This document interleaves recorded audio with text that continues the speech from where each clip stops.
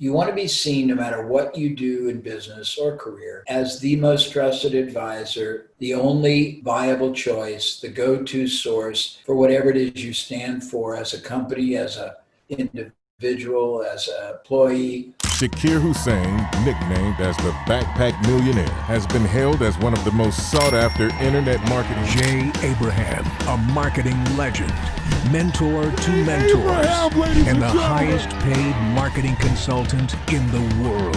In terms of, and I have a whole list, so I'm gonna just go for it.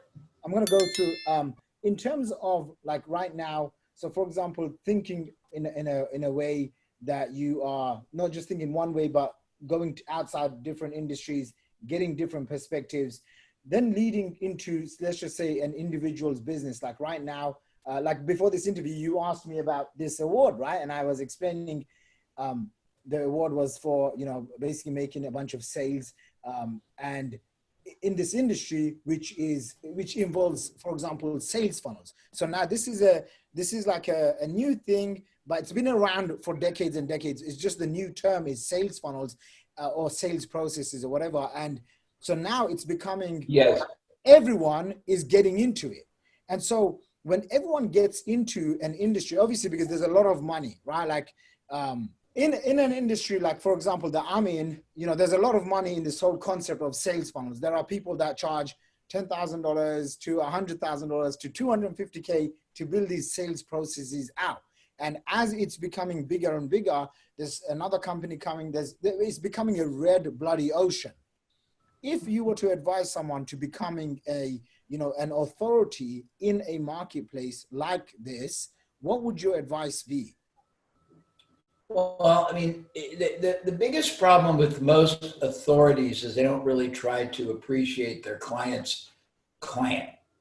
I mean, the more you understand your client's client, because you're the advocate of the client's client, not the client. I mean, you may be the one paying me, but you're paying me to be masterful in being able to understand the mind, the hopes, the dreams, desires, motives, motivations of your target client. I think most professionals or most service people do not really try to understand masterfully the client's client. I never saw my role being the client, although they paid me ultimately. I saw my role being the advocate of the client's client. And I think that's a very big shift. Your goal in interaction with anyone and your goal in assessing anything you're going to do with any human being is to try to examine, evaluate, understand, appreciate, acknowledge, respect, and recognize and play back that you do all those things to people for whatever their realities are, and understand that there are many, many realities going on right now. Many people who do funnels, many people who do info marketing, they default to hyperbolic copy that I would call it's universal. It's the same buzzwords and the same bullets and the same hype and the same, you could spin around and pick any one and it says the same. If you want to own mind share and not be manipulative, you will appreciate and respect the human beings, on the individual human beings on the other end of the communication, and you'll work backwards and you will gain what we call a love for that person, a respect and an admiration for what that person is trying to either get closer to or away from, to achieve, and why. And you won't just look at superficiality. You'll look at him and her as a husband, a wife, a father, a mother, somebody who's got hopes and dreams, and you'll appreciate them in the fullest sense for their value as a human being. And I don't think most people do that. It may be a little abstract and a little sophisticated, what I just said, but it's very powerful. Yeah, I remember going to a Tony's event. I've been a fan of Tony and Rich Sheffron for many years. And Tony said the same thing that you taught him. He said he was in love with his products, and he would be basically like, he'd be chasing the next product. And he said, it was until I met a man called Jay Abraham that said, fall in love with the people and my market versus the products. So thanks a lot for that No, insight. thank you. Yeah, that was It's a very powerful distinction. If you, as an entrepreneur watching, listening, however you disseminate this, if you can grasp the magnitude of that distinction and you can harness it authentically, meaning you can't achieve greatness by faking it. It has to be a natural, a natural part of your being. But if you can really do this, you'll be able, I mean, whoever creates the funnels, you'll be either able to guide them or craft them yourself from an appreciation, a genuine appreciation of that target audience, not just the sense that they're a source of making money, but you'll see them much more humanistic. You'll see them as somebody that you have the chance to be a catalyst to transform a stage or a progression or a phase of their life. And you'll look at your role with much more responsibility and sincerity, and you'll take it very seriously. Yeah, which leads me to this concept that you've always taught, which is strategy of preeminence. Yes, sir. Could you briefly like describe that and why it's critical for business owners to implement that? I will be happy to, but I need to disclaim that to do it justice takes about 3 hours. But the essence of the strategy preeminence is really simple. You want to be seen, no matter what you do in business or career, as the most trusted advisor, the only viable choice, the go-to source for whatever it is you stand for as a company, as an individual, as an employee. In order to do that, you have to be willing to have a very well-reasoned perspective that you share with the other side, those people you interact with, that is meaningful and different than what they hear from everyone else, but it has to be authentic.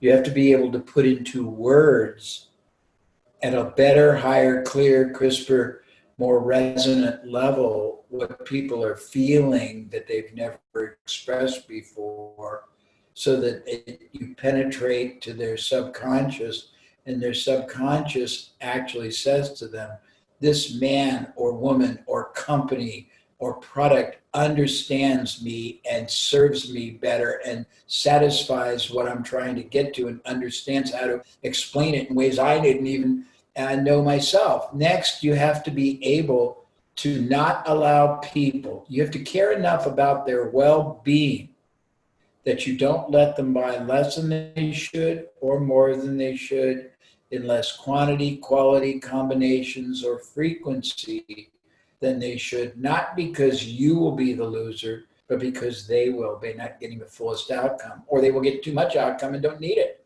Conversely, if you believe that your company provides greater performance, protection, profitability, support, you have to go out of your way not to let them buy from your competitors or not buy nothing because it's going to disserve them, not because the competitors is a shit.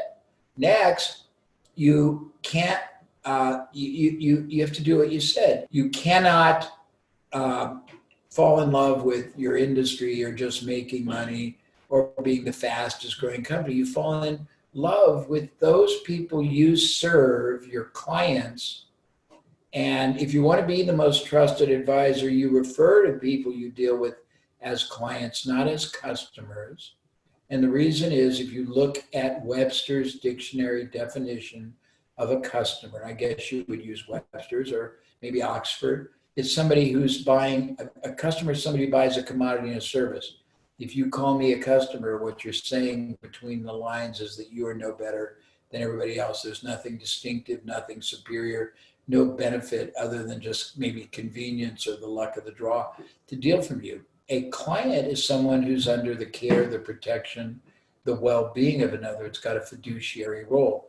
Next, you want to communicate in terms that use a lot of metaphors, similes, case studies, analogies, because that's how the mind easiest relates. Anybody watching who has been raised with any religion, doesn't matter your religious beliefs, parables are the way they make their point, storytelling. And storytelling is much more powerful than declarative statements. It's much more powerful than graphs and charts. It's just the most powerful way to do it.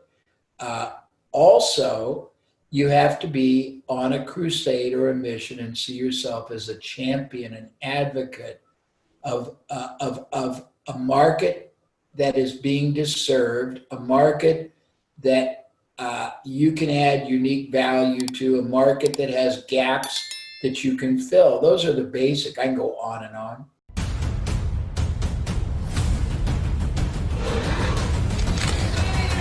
Welcome to the stage with 2 Comic Club X Awards.